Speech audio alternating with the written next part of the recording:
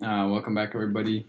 Um, Today we're gonna read something else while I'm waiting on a book to come to my house. I want to start a new book, but today we're gonna read another story, but it's not a fairy tale. Um, it's from the Adventures of Sherlock Holmes. Um, so there's a lot of different types of a lot of different stories that was written about Sherlock Holmes, and it's about a detective who uh, goes out and solves crimes and a lot of mysteries. So we're going to jump right in. The Adventures of Sherlock Holmes. The introduction. Mr. Sherlock Holmes. In 1878, I graduated from the University of London as a doctor of medicine. I then became a surgeon and joined the army as an assistant surgeon. I was sent to a unit stationed in India. War had broken out with Afghanistan by the time I got there. My unit was so deep in enemy country, so I had plenty of work to do. Misfortune struck quickly. I was hit by an enemy bullet and would have died if my aide hadn't carried me to the hospital. For months I lay in the hospital with a terrible fever that almost killed me. I finally recovered, but I was so weak and thin that the army sent me back to England to regain my health. I had no friends or family in London, so I moved into a hotel. It was an expensive way to live, so I decided to look for cheaper lodgings. The very day I decided this, I ran into Stamford, an old schoolmate. It was wonderful to see a friendly face in the great wilderness of London. I invited him to join me for lunch. "What have you been doing with yourself, Watson?" he asked me. "You are as thin as a rail and as brown as a nut." I gave him a short sketch of my army adventures. "Poor devil," he said. "What are you up to now?" "Looking for lodgings," I answered. "But how do you find comfortable rooms at a reasonable price?" "That's strange," said Stamford. "You're the second man today to say that to me." "Who was the first?" "A fellow who studies at the chemical laboratory at the hospital where I work. He was complaining this morning about not having someone to share a nice apartment that he'd found but can't afford on his own. If he wants to share it with, I am the very man for him," I cried. Stamford gave me a strange look. "You don't know Sherlock Holmes yet," he said. "Perhaps you'd like to meet him." "Why, what's wrong with him?" "I didn't say there was anything wrong with him. He's a little strange, but seems to be a good enough fellow." "Is he a medical student?" I asked. "Not exactly," said Stamford. "I don't know what he's studying. He knows a lot about anatomy and chemistry, though, and his knowledge often astonishes the professors." "Well, I'd like to judge for myself," I said. "May I meet this friend of yours?" "He'll be at the lab," said Stamford. "Some weeks. He works there from morning until night. He can go there after we have our lunch." That being settled, we talked of other things, enjoying our meal. Part 2 of the introduction to Sherlock Holmes. As we headed for the lab after lunch, Stamford warned me. "Don't blame me if you don't get along with him," he said. "I know nothing of him other than what I've told you. Remember, this was your idea." "But if we don't get along, I can move out," I said. "But Stamford, you seem to have some reason for being worried. Is this fellow bad-tempered or what?" "Holmes is a little too scientific for my taste, almost cold-blooded," Stamford replied. "I can imagine him slipping some chemical into a friend's food just to see how it works on the human body. To be fair, though, I think that he'd take it himself just as readily. He has a passion for exact knowledge." "That's fine with me," I quickly replied. "Yes, but he carries it a bit far. Here we are."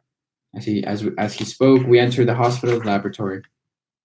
The room was littered with countless bottles, test tubes, and Bunsen burners.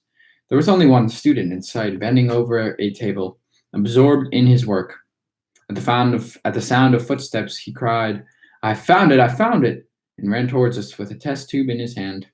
"I found a substance that is activated by blood and nothing else."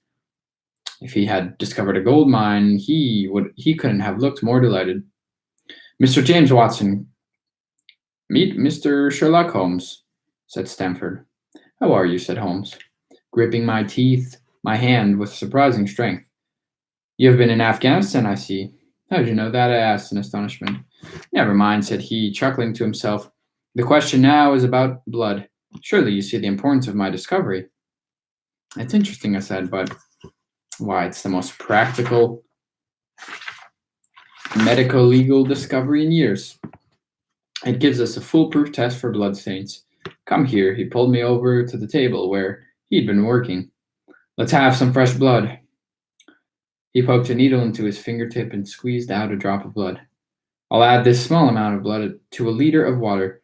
You can't even see it, it looks like pure water, but watch. He threw a few white crystals into the glass jar, then added a few drops of a clear fluid. In an instant, the mixture turned a deep reddish brown. A brownish dust sifted to the bottom of the jar. Ha! He cried, clapping his hands. Proof of the presence of blood. It works no matter how old the blood is or how little there is. If this test had been invented sooner, countless guilty men, now walking about free, would long ago have paid for their crimes. Indeed, I murmured. Think how many criminal cases hang on that one point.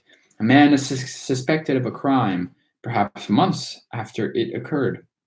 His clothes are found to have stains on them. But are they blood stains or mud stains, rust or fruit stains? There was no reliable test. Now, however, we have the Sherlock Holmes test.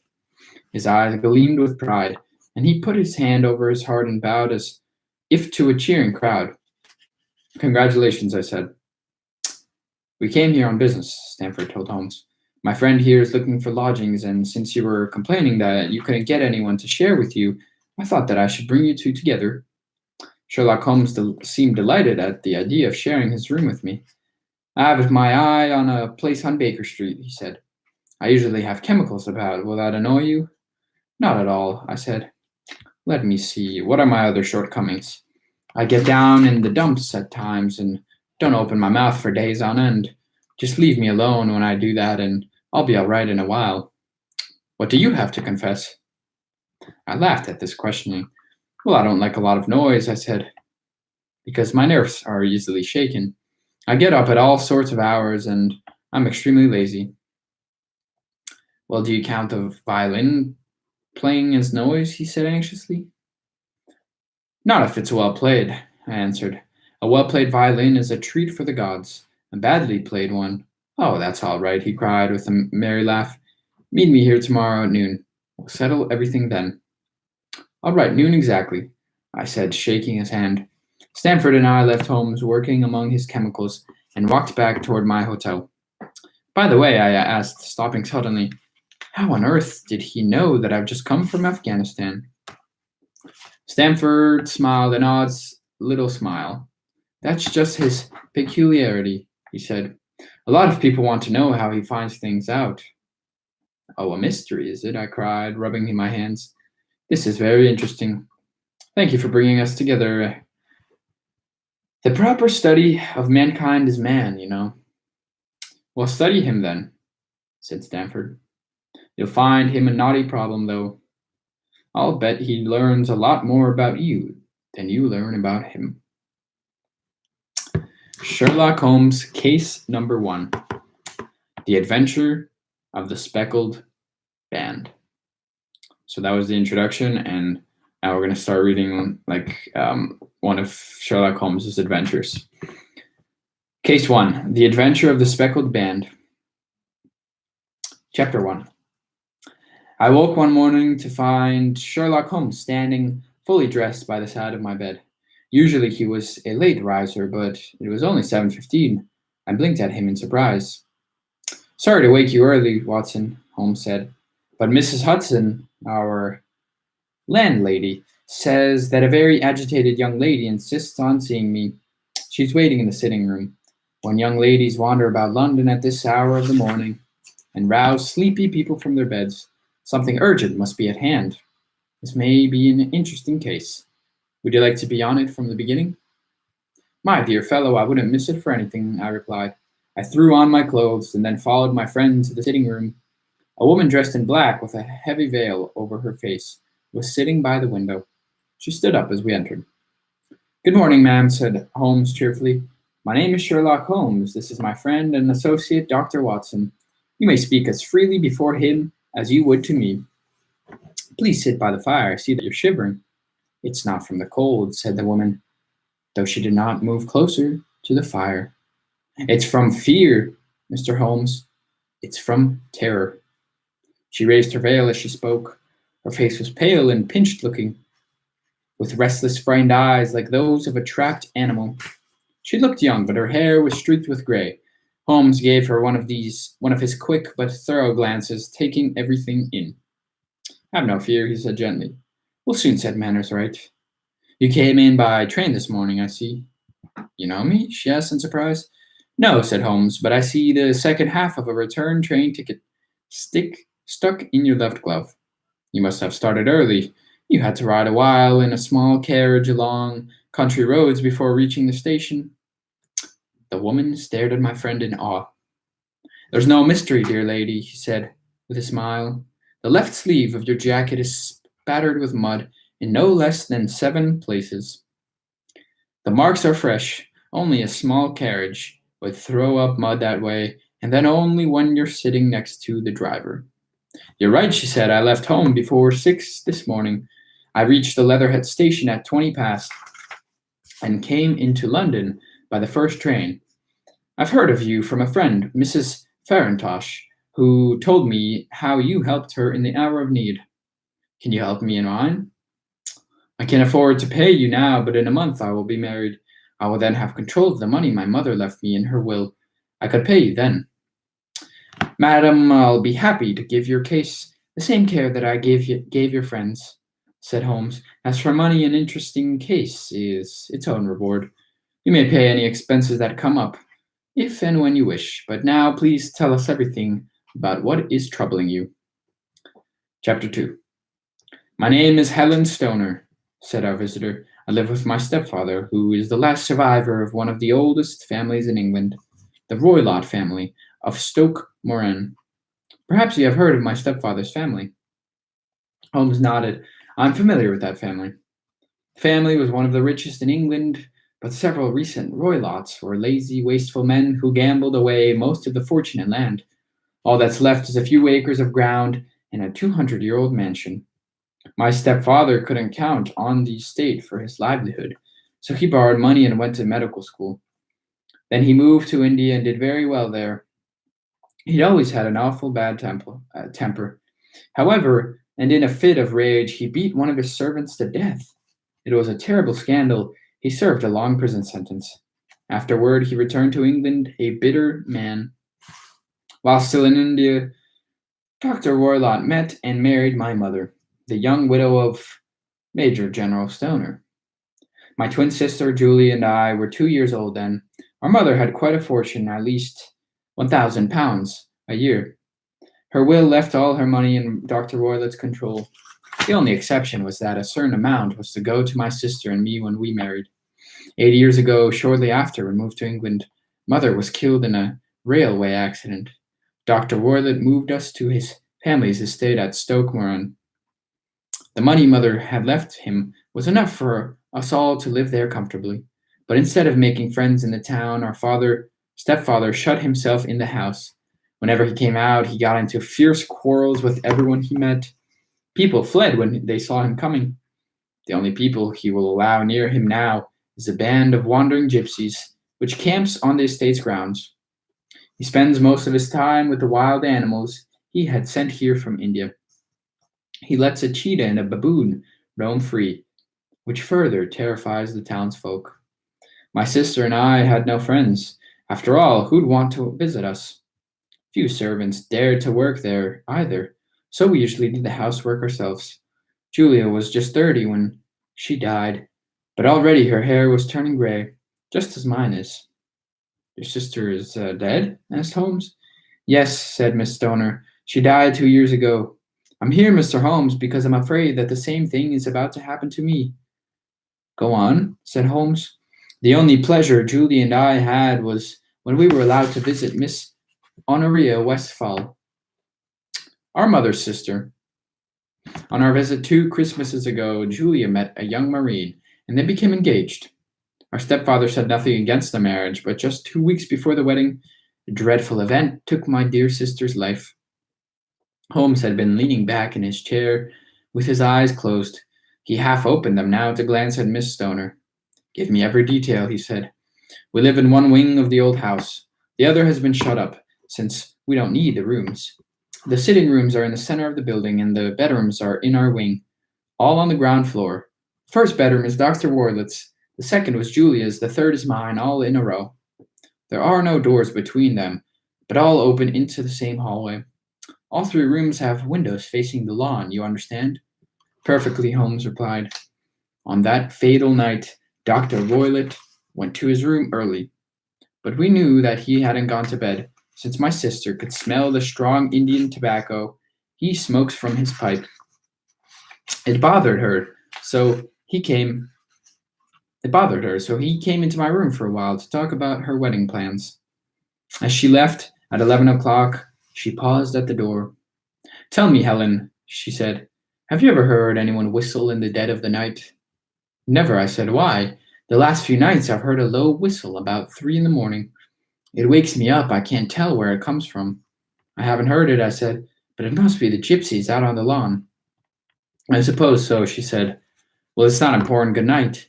She smiled at me, shut my door, and a few moments later I heard her key turn in the lock.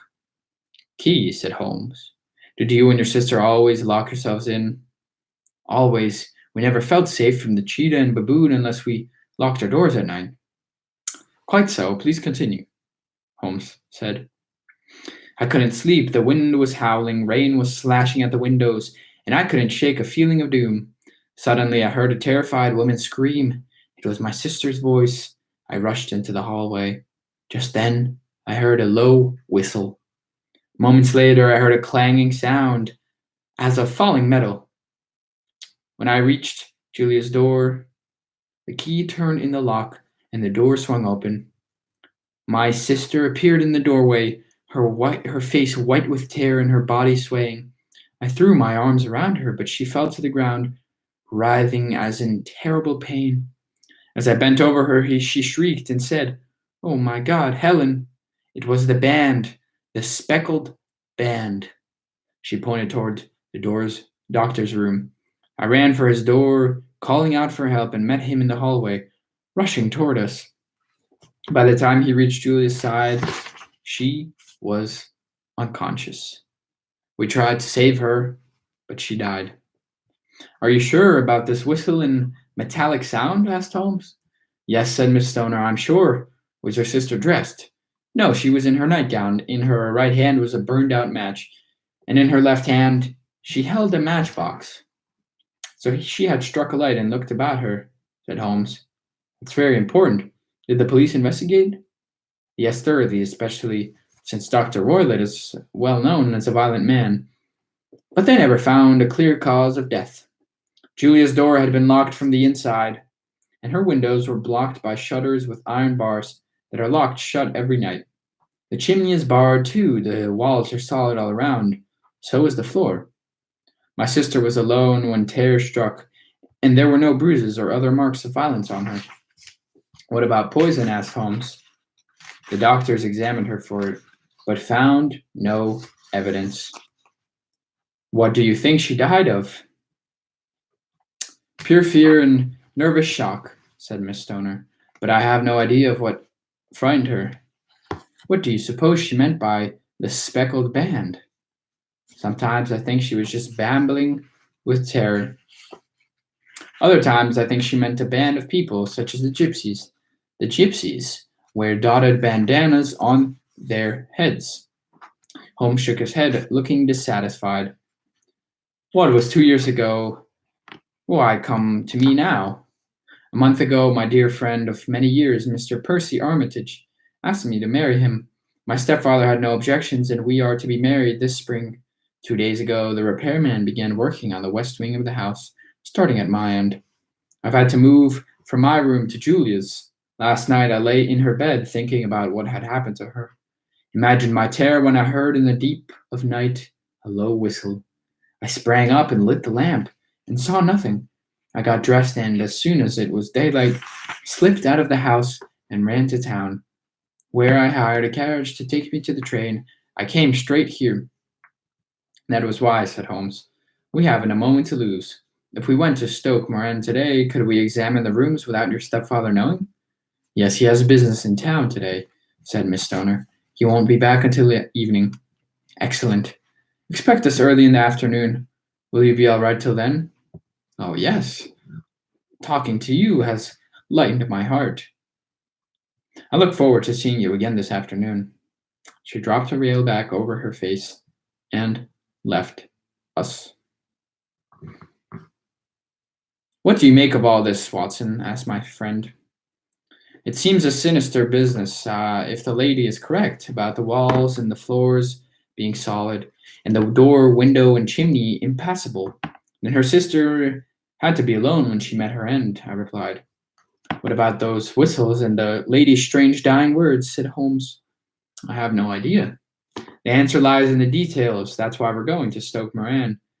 I must see the place for myself." "Wait, what's this?" Holmes asked. Our door had crashed open, and a huge man filled the doorway. His face was wrinkled by long hours in the sun, and his sharp nose and deep-set flashing eyes gave him a look of a fierce hawk. "Which of you is Holmes?" the giant demanded. "I am," said my friend quietly. "Who are you?" "Dr. Grimsby Roylott of Stoke Moran," said the giant. "Indeed," said Holmes. "Please, Dr. Roylott, take a seat." "No, my stepdaughter was here. What has she been telling you?" "It's a little cold for this time of year," said Holmes calmly. "What has she told you?" screamed Dr. Roylott. "I've heard that the crocuses are blooming quite well, however," continued Holmes, as if he hadn't noticed the man's rage. "You think you can ignore me?" the man shouted. "I've heard of you, Holmes. You're a meddler, a busybody." Holmes chuckled. "Your conversation is most entertaining, Doctor," he said. "When you go out, please shut the door. There's a wind." "I'll go when I'm ready. I followed Miss Stoner here, and I'm telling you right now, stay out of our business. I'm a dangerous man to cross. Watch this." He stepped over the fireplace, picked up the steel poker, and bent it into a curve with his huge hands. "Keep away!" He threw down the twisted poker and stormed out. "I'm nowhere near his size," said Holmes, laughing. "But if he'd stayed a little longer, I might have shown him that I'm his match in strength of grip." He picked up the poker again with a sudden effort, strained it out again. Chapter 4. He took on early afternoon. We took an early afternoon train to Leatherhead. On the way, Holmes told me how he had spent the rest of his morning tracking down a copy of Miss Roylott's will. She had £1,110 when she died. Only about 750 were left. Each daughter, if she married, could claim £250. If both got married, Dr. Roylott would have a big drop in his income. When we reached Stoke Moran, Miss Stoner hurried to greet us. "We've had the pleasure of meeting your stepfather," said Holmes. He told her what had happened after she left us. The poor lady turned pale with fright. "Good heavens," she cried, "what will he do to me when he returns?" "Don't worry," said Holmes. "We won't let any harm come to you. For now, we have work to do. Let me see those rooms." The old building was made of stone. There was a high central section with two curved wings, like the claws of a crab on each side. In one wing, the windows were broken and blocked with wooden boards, and the roof looked half caved in. The other wing looked much nicer, with blinds in the windows and smoke curling up from the chimneys. Scaffolding at the end showed where repairs were being made, but no workers were in sight. Holmes walked up and down the lawn in front of his wing, carefully examining the windows. "This," he said, pointing, "is your room. The middle one, your sister's, and the one next to the main building is Dr. Roylott's?" "Yes," said Miss Stoner, "but I'm sleeping in the middle room now."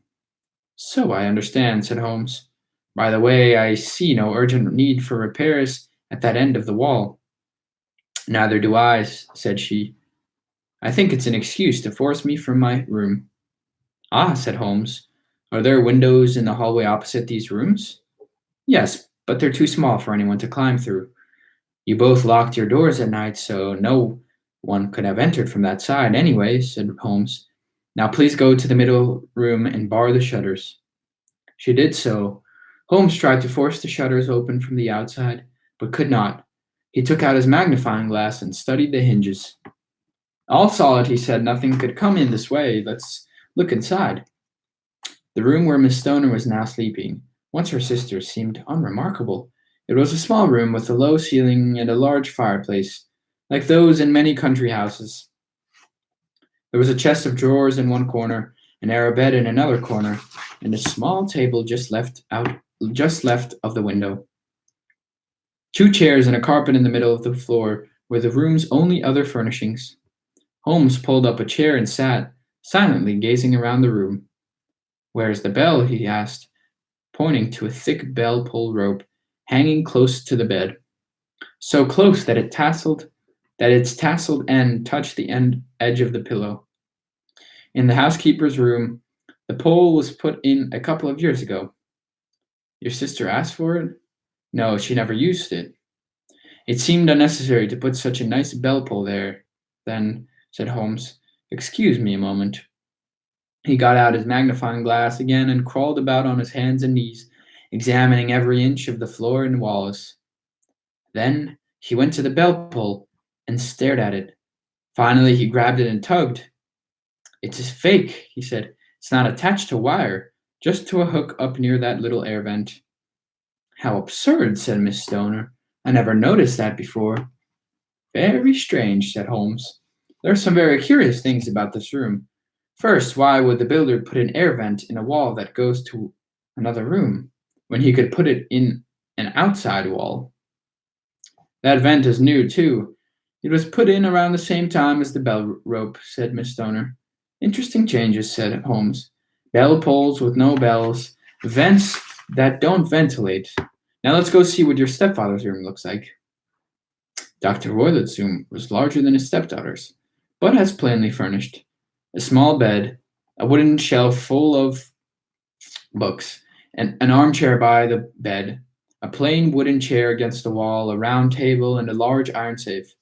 Holmes walked around the room, examining everything with keen interest. What's in here? He asked, tapping the safe. Only papers, said Miss Stoner. I saw inside it once, years ago. There wasn't a cat in it? Holmes asked her. What a strange idea, said the lady. No, we don't have a cat, only the cheetah and the baboon.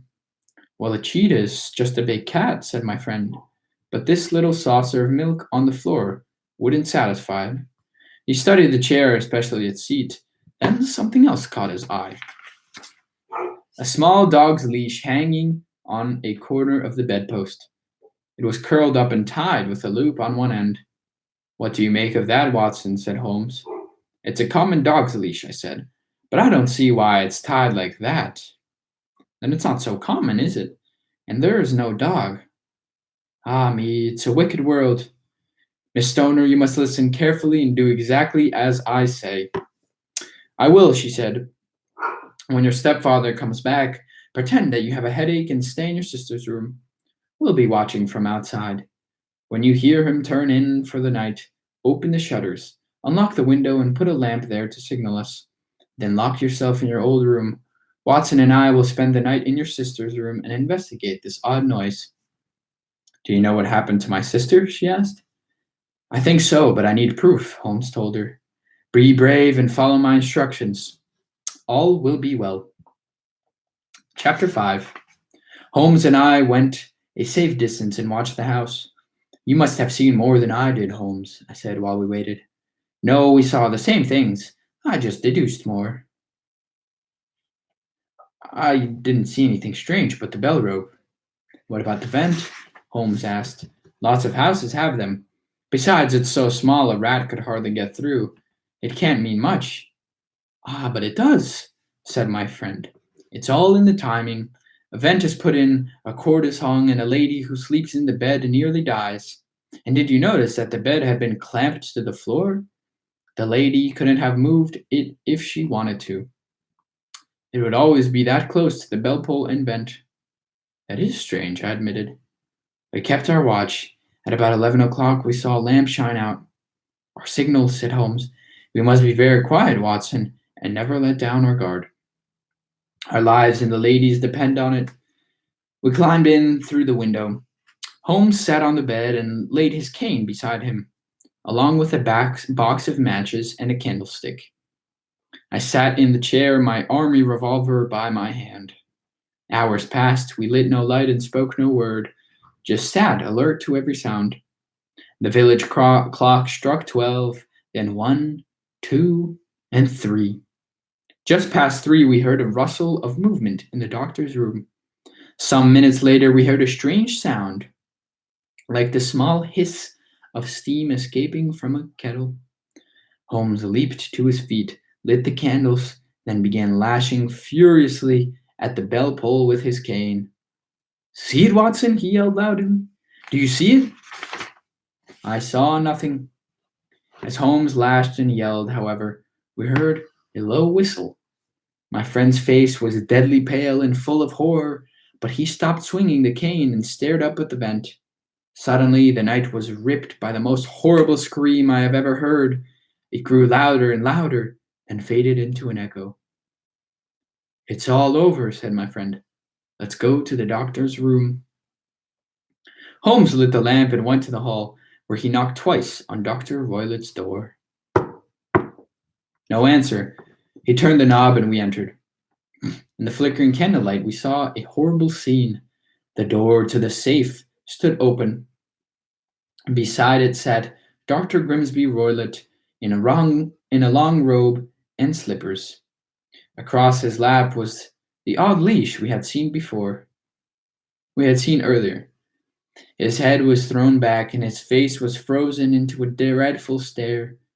Tight around his brow was an odd yellow band with brownish speckles.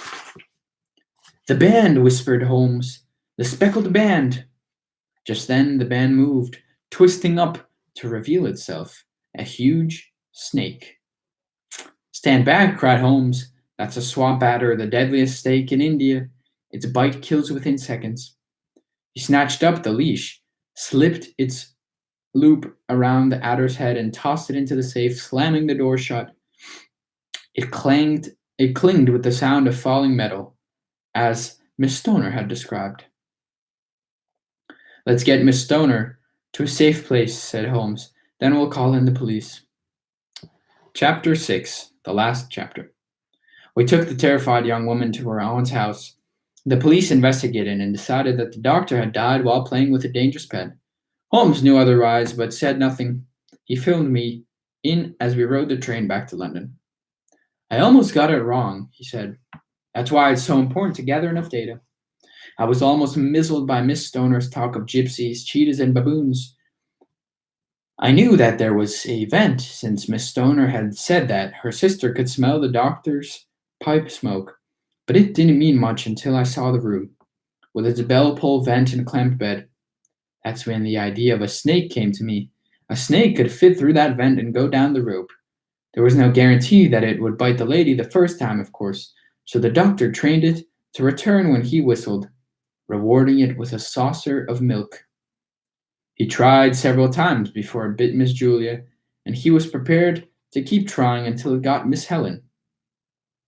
The police doctor missed the tiny bite marks on Miss Julia's body. Easy to do. Examining Dr. Roylett's room told me more. By studying his chair, which was close to the vent, I could tell that he'd been standing on it.